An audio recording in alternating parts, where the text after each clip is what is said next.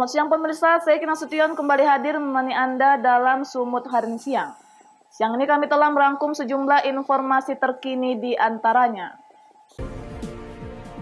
Penolakan pemakaman jenazah COVID-19 kembali terjadi di Medan.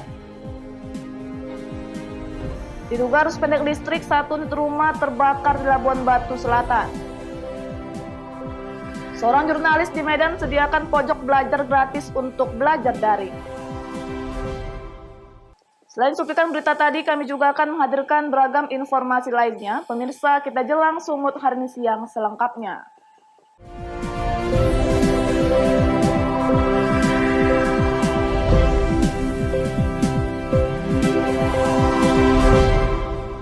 Kita ke informasi pertama, pemirsa. Penolakan warga terhadap jenazah yang diduga terinfeksi COVID-19 kembali terjadi di Medan. Kali ini terjadi di tempat pemakaman umum di Jalan Sebatu Gingging, Medan. Warga menghalau petugas yang hendak mengubur jenazah pada Kamis malam. Inilah video amatir milik warga yang berada di Jalan Sebatu Gingging Kamis malam. Puluhan warga menolak pemakaman salah satu jenazah yang akan dikebumikan di TPU Sebatu Gingging, Medan, Sumatera Utara. Penolakan ini dikarenakan diduga jenazah terinfeksi COVID-19. Warga menolak keras jenazah COVID-19 dikuburkan di pemakaman umum karena pemerintah sudah menyediakan pemakaman khusus di Simalingkar B. Jeki, salah seorang warga, menjelaskan pihaknya meminta kepada petugas untuk tidak menguburkan mayat tersebut dan meminta dibawa untuk dikuburkan ke pemakaman khusus COVID-19. Penolakannya sih simpel sih Kak. Pertanyaan warga kan kenapa jenazah COVID dimakamkan di Sebatu Gingging? Ini kan TPU umum ya, pemakaman umum. Bukannya pemerintah sudah menyediakan Simalingkar B ya? Jadi itu saja sih pertanyaannya. Nah pertama tadi si pihak dari almarhum, pihak keluarganya pertama bohongnya bukan karena COVID. Setelah ada sedikit terus dipertanyakan, terakhirnya jujur dan COVID, betul, dari rumah sakit Bunda Tamrin tadi, tapi ambulansnya dari rumah sakit USU. Setelah terlibat adu mulut dan melakukan negosiasi, akhirnya petugas dengan menggunakan APD lengkap membawa peti jenazah dan meninggalkan lokasi pemakaman dengan mobil ambulans. Warga juga meminta kepada pemerintah untuk melakukan sterilisasi dengan menyemprotkan disinfektan di lokasi sekitar pemakaman. Daniel Pekwali melaporkan untuk Evarina TV. Pemirsa, hal serupa juga terjadi di Kota Tebing Tinggi. Seorang pasien warga Tebing Tinggi dalam pengawasan COVID-19 meninggal dunia setelah sempat dirawat di salah satu rumah sakit di Kota Medan. Namun pada saat pemakaman, warga sempat melakukan penolakan terhadap jenazah.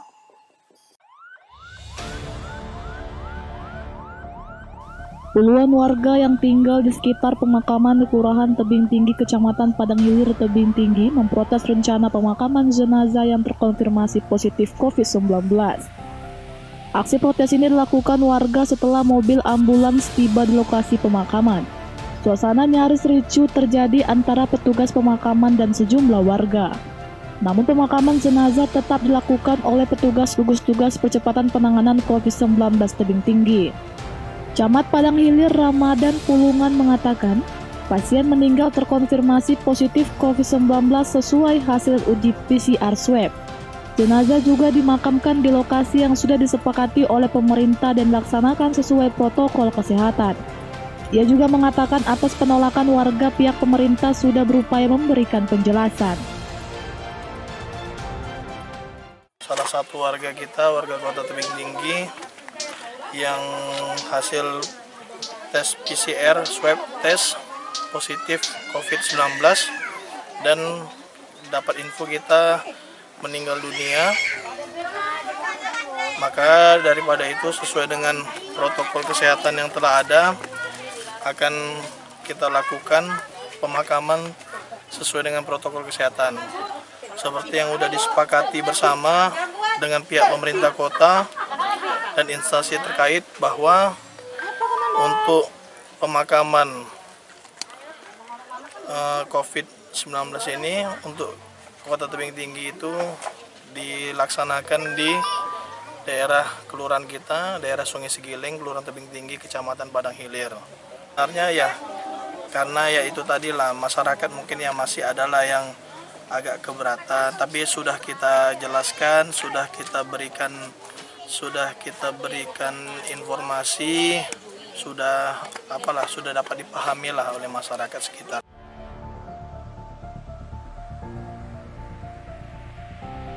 Hingga saat ini data terakhir di Kota Tebing Tinggi pasien yang terkonfirmasi meninggal berdasarkan PCR atau swab berjumlah 2 orang.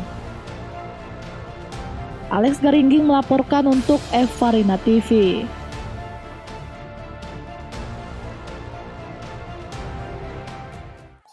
Pemirsa, untuk melakukan penanganan dan pencegahan penyebaran wabah COVID-19 yang saat ini tingkat penularannya semakin tinggi, khususnya di Kota Pematang Siantar, Sumatera Utara.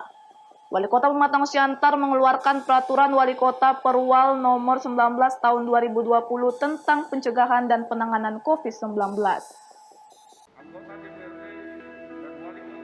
Hal ini dijelaskan oleh juru bicara gugus tugas percepatan penanganan COVID-19 Kota Pematang Siantar, Daniel Siregar, usai mendampingi wali kota pada sidang paripurna DPRD Kota Pematang Siantar dengan agenda pertanggungjawaban pelaksanaan APBD Kota Pematang Siantar tahun 2019. Daniel Siregar menjelaskan bahwa Peraturan Wali Kota Nomor 19 Tahun 2020 tentang pencegahan penanganan COVID-19 ini telah ditandatangani oleh Wali Kota Pematang Siantar Hefrian Syanur pada tanggal 13 Juli lalu. Saat ini, pemerintah Kota Pematang Siantar masih melakukan sosialisasi kepada masyarakat agar Perwali Nomor 19 Tahun 2020 tersebut dapat segera dilaksanakan. Pemerintah Kota Pematang Siantar juga akan membentuk tim gabungan dari instansi terkait dan tokoh masyarakat. Dalam Perwali Nomor 19 Tahun 2020 tersebut, bagi setiap masyarakat yang melakukan pelanggaran terhadap protokol kesehatan akan diberikan sanksi berupa denda uang mulai dari Rp50.000 hingga mencapai Rp5 juta dan sampai pencabutan izin usaha bagi pemilik usaha keramaian yang melakukan pelanggaran. Jadi Peraturan Wali Kota Pematang Siantar Nomor 19 Tahun 2020 tentang pencegahan dan penanganan coronavirus disease 2019 Kota Pematang Siantar telah resmi ditandatangani oleh Wali Kota Pematang Siantar tertanggal 13 Juli yang lalu. Jadi ini sekarang dalam beberapa minggu ke depan ini akan kita lakukan proses sosialisasi. Proses sosialisasi ini dilakukan oleh tim yang akan dibentuk. Misalnya untuk wilayah rumah makan, tempat rekreasi, ada dinas pariwisata di sana. Terus kemudian untuk pasar tradisional dan pasar modern ada di Sperindak. Terus kemudian untuk lokasi-lokasi perusahaan-perusahaan yang menampung tenaga kerja, itu nanti dinas tenaga kerja yang akan menyampaikan sosialisasi di sana. Terus kemudian pihak kecamatan dalam waktu dekat juga akan mencoba mensosialisasikan ini di lingkungan wilayahnya masing-masing.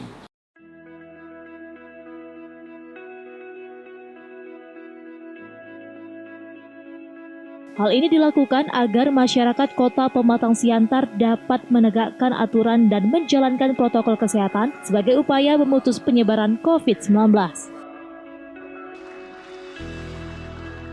Dosi Simarmata melaporkan untuk Evarina TV. Diduga arus pendek listrik, 1 unit rumah terbakar di Labuan Batu Selatan. Beritanya akan hadir sesaat lagi.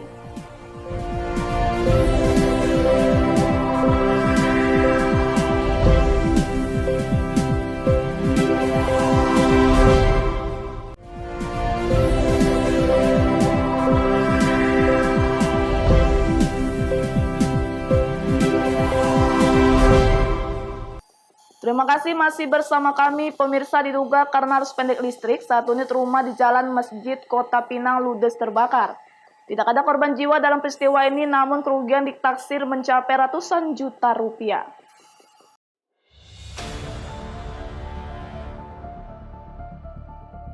Kobaran api dengan cepatnya membakar 1 unit rumah yang bahan bangunannya mudah terbakar yang dibuat dari kayu di Jalan Masjid Kota Pinang, Labuan Batu Selatan, Sumatera Utara.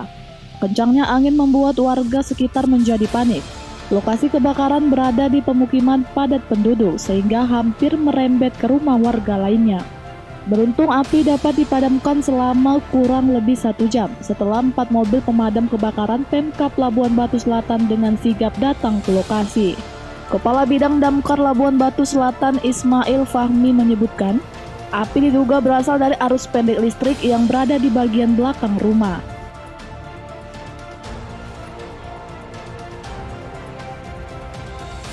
Jam berapa tadi ini Pak kebakarannya? Jam 12:30. Cuma 1 siang ya? Iya. Penyebabnya apa Pak? Boleh Harus pendek, juga harus pendek karena apinya yang membesar di belakang gitu. Berapa tadi damkar yang turunkan Pak? Damkar 4, setengah jam ada. Sengaja padam ya? Tidak ada korban jiwa dalam peristiwa ini, namun kerugian ditaksir mencapai ratusan juta rupiah.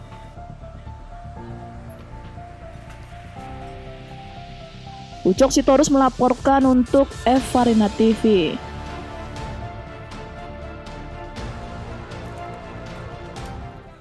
Sementara itu pemirsa, 6 orang anggota DPRD Provinsi Sumatera Utara asal Dapil 8 Kepulauan Nias akan membawa dalam pembahasan di tingkat provinsi harga karet yang bertahun-tahun anjlok.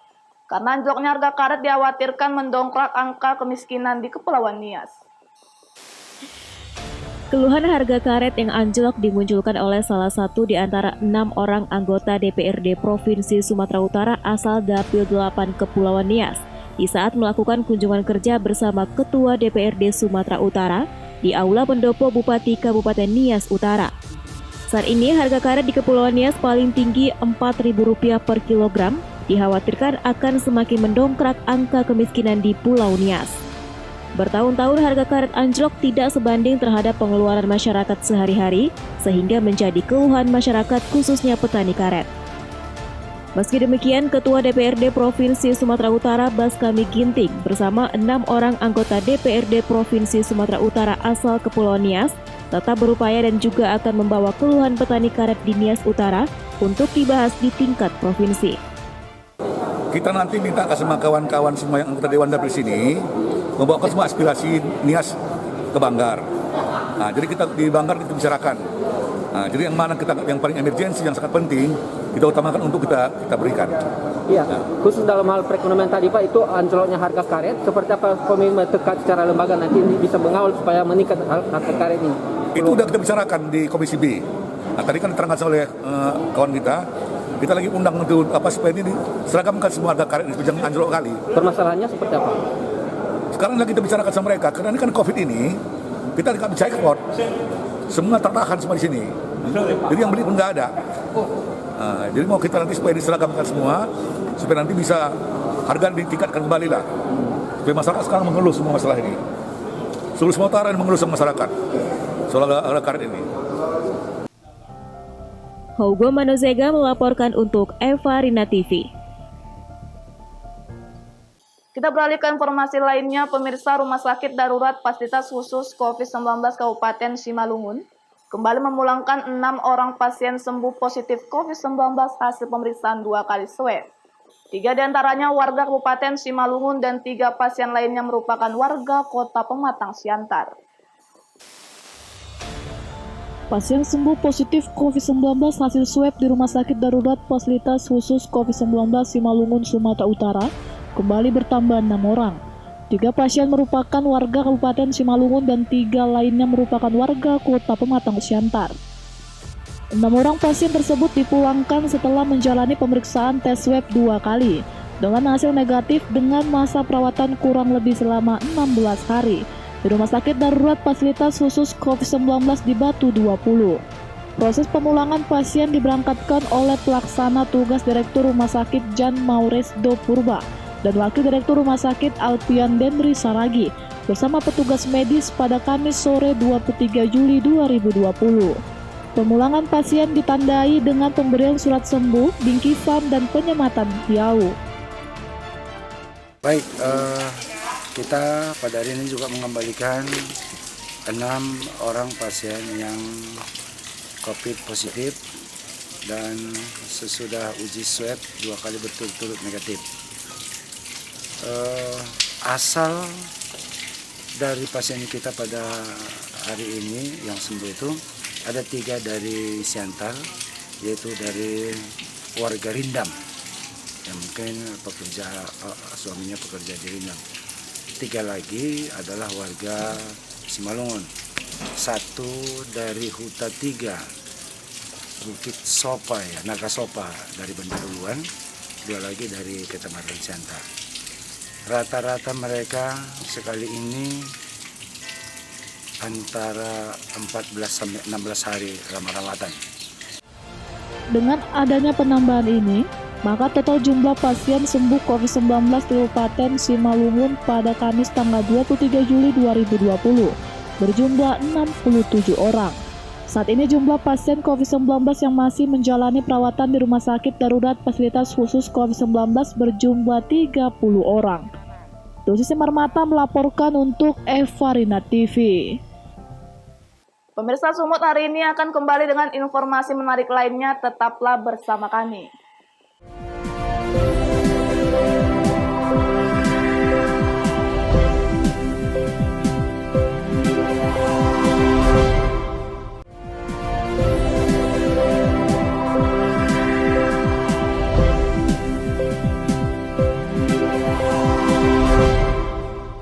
Terima kasih masih bersama kami pemirsa. Menuju masa adaptasi kebiasaan baru, pembelajaran bagi para siswa masih tetap dilakukan dengan menggunakan ponsel Android secara daring. Di Medan, Sumatera Utara, salah seorang jurnalis, Irsan Mulyadi, membuat sebuah pojok belajar dengan fasilitas internet gratis untuk siswa yang membutuhkan selama proses belajar dari rumah. Pembelajaran secara online atau daring pada masa adaptasi baru akibat dampak pandemi COVID-19 ini membuat siswa harus memanfaatkan ponsel dan jaringan internet secara optimal agar dapat mengikuti pelajaran dengan baik. Namun tidak jarang, pembelajaran daring ini turut memberatkan beberapa kalangan orang tua siswa, lantaran harus merogoh kocek yang cukup banyak untuk membeli pulsa internet. Berawal dari hal tersebut, salah seorang jurnalis di Kota Medan, Irsan Mulyadi, berinisiatif untuk membuat sebuah pojok belajar yang terletak di kawasan Kampung Lalang, Kecamatan Sunggal. Pojok belajar difasilitasi jaringan internet Wi-Fi bagi siswa. Dalam proses belajar ini, Irsan sudah menyediakan sarana kebersihan untuk tetap mematuhi protokol kesehatan, mulai dari air, sabun cuci tangan, hingga hand sanitizer. Beberapa hari yang lalu saya membaca berita yang isinya ada seorang siswi pergi dari rumahnya karena takut dimarahi orang tua karena menghabiskan kuota internet. Ternyata anak tersebut menghabiskan kuota internet orang tuanya belajar. Berangkat dari situ saya berencana membuat pojok belajar ini menggunakan Wi-Fi gratis di rumah ini. Saya pikir setiap bulannya saya membayar kuota Wi-Fi dan setiap bulan kemungkinan tidak habis. Kenapa tidak ini dipergunakan untuk anak-anak sekitar di sini? Selain itu juga kita menerapkan protokol kesehatan seperti setiap anak yang belajar harus cuci tangan, pakai hand sanitizer dan juga masker. Ketika masker tidak ada, kita yang menyiapkan dan semua kita yang menyiapkan seperti hand sanitizer dan juga cuci tangan seperti itu. Sementara itu, salah satu siswa yang memanfaatkan fasilitas ini merasa terbantu dalam melakukan kegiatan belajarnya dengan adanya internet gratis. Ini tahu dari mana nih ada wifi gratis ini? Tahu dari kawan om. Kawan ya. Nah, dengan adanya wifi ini seperti apa yang dirasakan? Senang om, terbantu gitu om. Nggak membebani orang tua untuk beli paket. Jadi sebelum ada wifi ini beli paket? Iya om. Itu berapa biasanya kalau untuk beli paket ikut pelajaran begini? 15.000 om. Ngumpulnya seminggu. 15.000 seminggu ya. Jadi dengan adanya wifi gratis di sini jadi terbantu ya? Iya om. Harapannya seperti apa nih? Harapannya ke depannya semoga hilang COVID om. Seperti biasa lagi lah belajar. Dengan adanya area pojok belajar gratis ini dapat menjadi pancingan dan inspirasi kepada masyarakat untuk lebih peduli terhadap pendidikan di sekitar rumahnya. Wahyu Pratama melaporkan untuk Evarina TV. Pemirsa, jelang Hari Raya Idul Adha 1441 Hijriah melarang penggunaan kantong plastik hitam sebagai wadah daging kurban saat akan dibagikan kepada masyarakat. BPOM menyarankan sebaiknya menggunakan wadah dari dedaunan ataupun kantong putih untuk menjaga kesehatan dan keamanan hewan kurban dari kontaminasi zat berbahaya.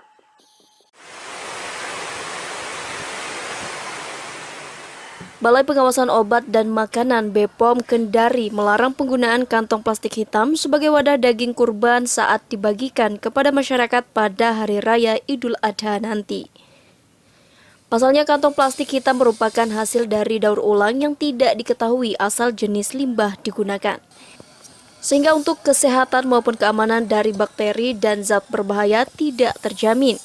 Terlebih lagi, kandungan zat yang terdapat pada kantong plastik hitam tersebut adalah logam berat, yakni merupakan salah satu jenis zat yang sering disebut dengan istilah timbal atau timah hitam yang sangat berbahaya bagi kesehatan. Kepala BPOM Kendari Firdaus Umar Kamis 23 Juli mengatakan, timbal ini dapat dengan mudah berpindah ke makanan. Terlebih jika makanan tersebut dalam suhu panas sehingga daging tersebut mudah terkontaminasi timbal. Dan jika dikonsumsi dalam jangka panjang dapat menyebabkan gangguan kesehatan bahkan menimbulkan kanker. Saya mengharapkan nanti kepada masyarakat khususnya yang berhubungan untuk menggunakan plastik pembungkus daging kurban itu selain berwarna hitam atau gelap. Lebih disarankan menggunakan plastik yang transparan atau berwarna putih. Dan selain itu juga ada wadah yang sangat disarankan dalam mengemas hewan kurban tersebut. Itu ada berupa besek ya, mungkin kita sudah melihat di beberapa media televisi, besek yang dari bahan bambu atau dari daun pandan atau dari daun kelapa. Balai POM Kendari menyarankan masyarakat sebaiknya menggunakan kantong plastik transparan atau wadah lain seperti daun pisang atau daun kelapa sebagai wadah daging kurban saat pembagian daging hewan kurban, agar daging tersebut sehat dan aman untuk dikonsumsi. Dari Kendari, Sulawesi Tenggara, Saharudin, Kantor Berita Antara, mewartakan.